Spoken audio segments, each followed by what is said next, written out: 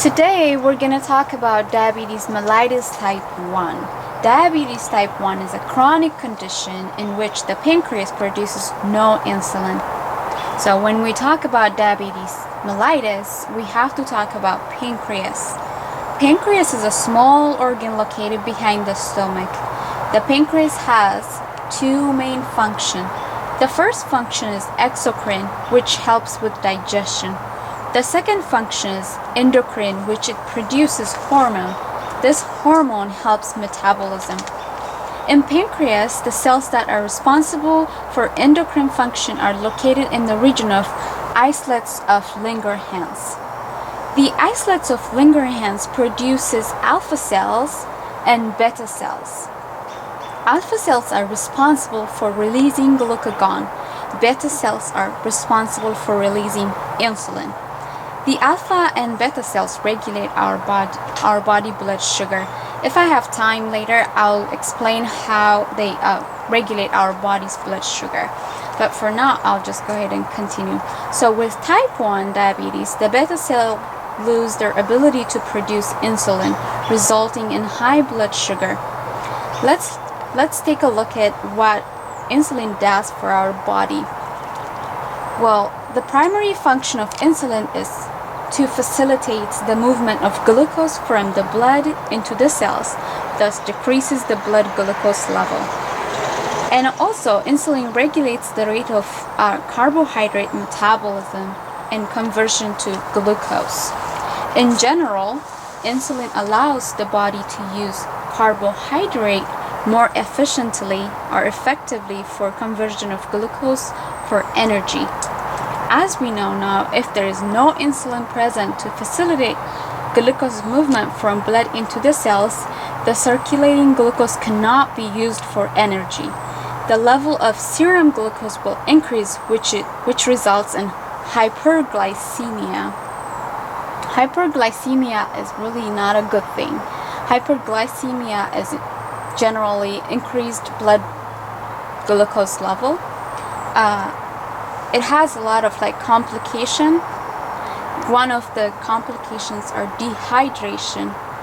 How dehydration happens? Well, when there's extra sugar in your body, you pee more. The large amount of water goes out with your urine, so that's how you became dehydrated.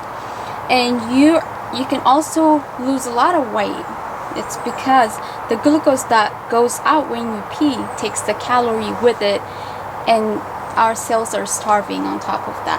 And the other one is ketoacidosis. If the body cannot get enough glucose for fuel, it breaks down fat and protein cells. This creates a chemical called ketones. Your liver releases sugar it stores to help out too, but your body cannot use it without insulin. So it builds in your blood along with acidic ketones. The combination of extra glucose, dehydration, and acidic buildup is known as ketoacidosis. It can be really life-threatening. And hyperglycemia can also cause damage to the nerve and blood vessels. Over time, high glucose level in your blood can harm the nerves and small blood vessels in your eyes, kidneys, heart, and also it can cause the hardening of arteries, which is called arteriosclerosis, and that can lead to heart attack and stroke. So why do the beta cells die? What kills them?